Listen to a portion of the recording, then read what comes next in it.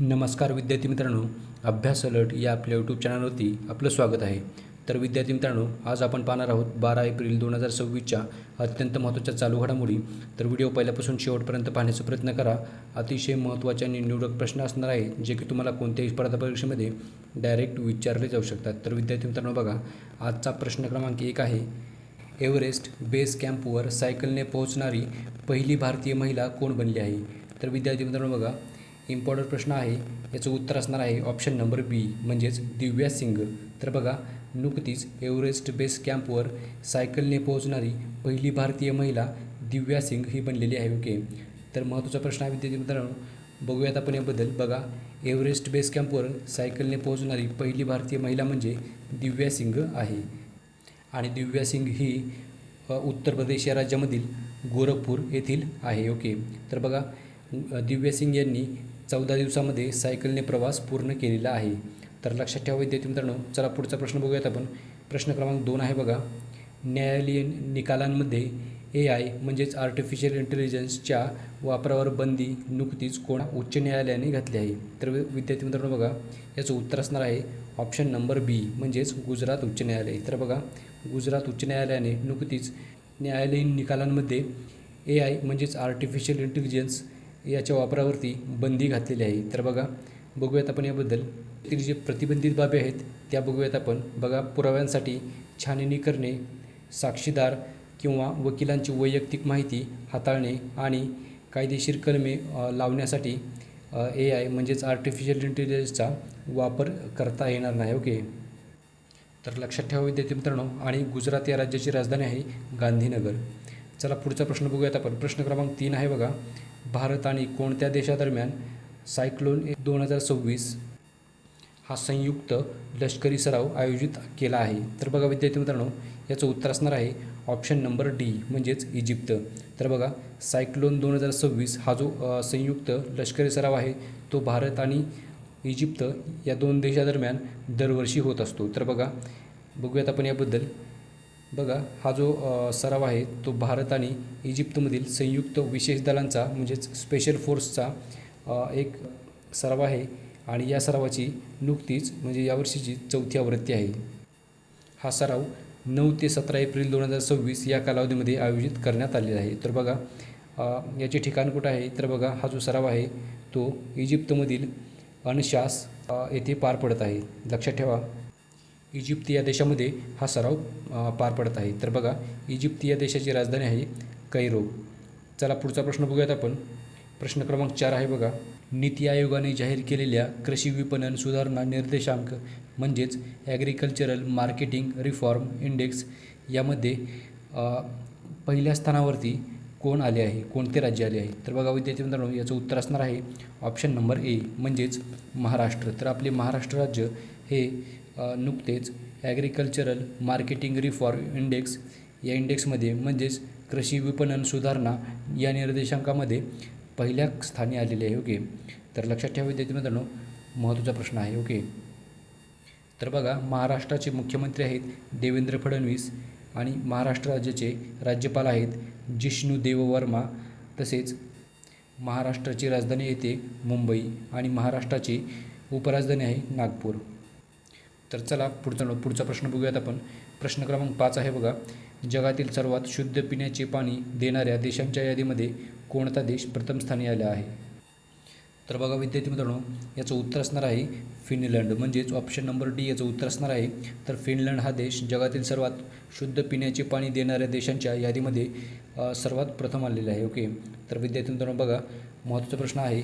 Okay, तर बघूयात आपण पुढचा प्रश्न क्रमांक 6 आहे बघा, कोणत्या केंद्रीय मंत्रालयाने ट्रेड एनेबलमेंट प्रश्न क्रमांक 6 आहे बघा, कोणत्या केंद्रीय मंत्रालयाने trade enablement and marketing initiative सुरू केला आहे? ओके, तर बघा, हा जो इनिशिएटिव्ह आहे ज्याचं नाव आहे ट्रेड एनेबलमेंट अँड मार्केटिंग, बघा, हा जो सुरू केलेला आहे तो सूक्ष्म लघु आणि मध्यम उद्योग मंत्रालय म्हणजेच MSME मंत्रालय या मंत्रालयाने सुरू केलेला आहे. ओके, तर बघा विद्यार्थी मित्रांनो, ऑप्शन नंबर ए याचं उत्तर असणार आहे.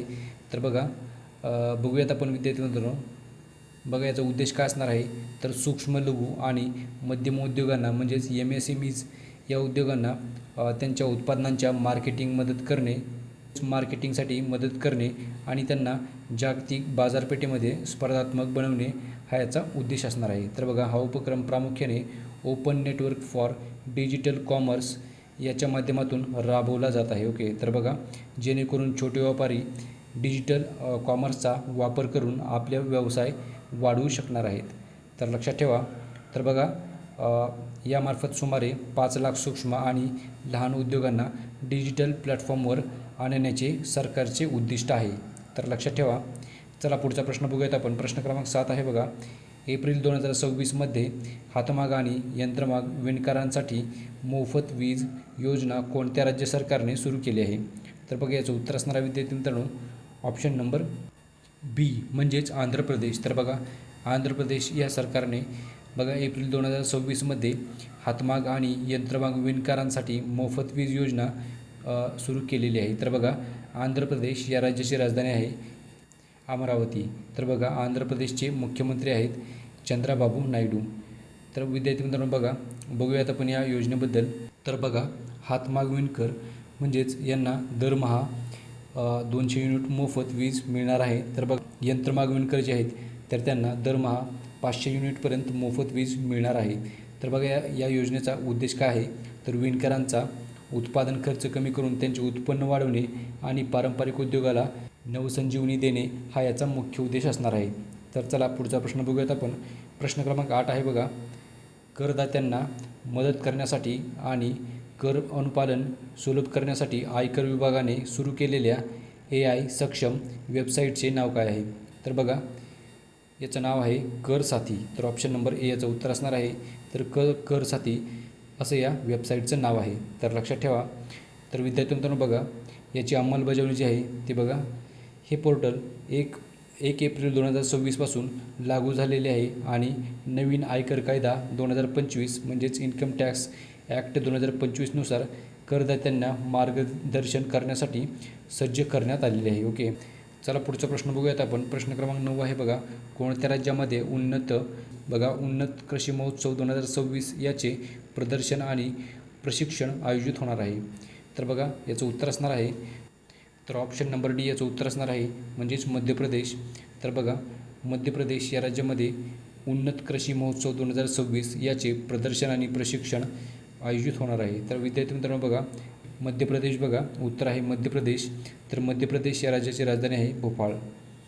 तर बघूयात आपण बघा मध्य प्रदेशमधील रायसेन या जिल्ह्यामध्ये दसरा मैदान यावरती आयोजन केले आहे. तर विद्यार्थी मित्रांनो लक्षात ठेवा.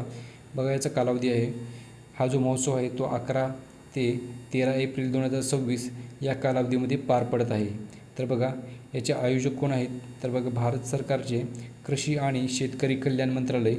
बघा भारत सरकारचे कृषी आणि शेतकरी कल्याण मंत्रालय या कार्यक्रमाचे आयोजन करत आहे आणि प्रमुख उपस्थिती या समारंभामध्ये संरक्षण मंत्री राजनाथ सिंह तसेच मुख्यमंत्री मोहन यादव आणि केंद्रीय कृषी मंत्री शिवराजसिंह चौहान यांची उपस्थिती झालेली आहे. तर बघा या महोत्सवाचा उद्देश काय असणार आहे, तर बघूयात आपण. बघा शेतकऱ्यांचे उत्पन्न वाढवणे आणि त्यांना नवीन तंत्रज्ञानाची ओळख करून देणे असा याचा मुख्य उद्देश असणार आहे. तर बघूयात आपण पुढचा प्रश्न विद्यार्थी मित्रांनो. प्रश्न क्रमांक 10 बघूयात आपण विद्यार्थी मित्रांनो. बघा व्हिएतनाम या देशाच्या राष्ट्राध्यक्षपदी कोणाची नियुक्ती झाली आहे? तर बघा विद्यार्थी मित्रांनो याचं उत्तर असणार आहे ऑप्शन नंबर ए म्हणजेच तो लाम. तर बघा तो लाम असं यांचं नाव आहे. ते नुकतेच व्हिएतनाम या देशाच्या राष्ट्राध्यक्षपदी त्यांची नियुक्ती करण्यात आलेली आहे.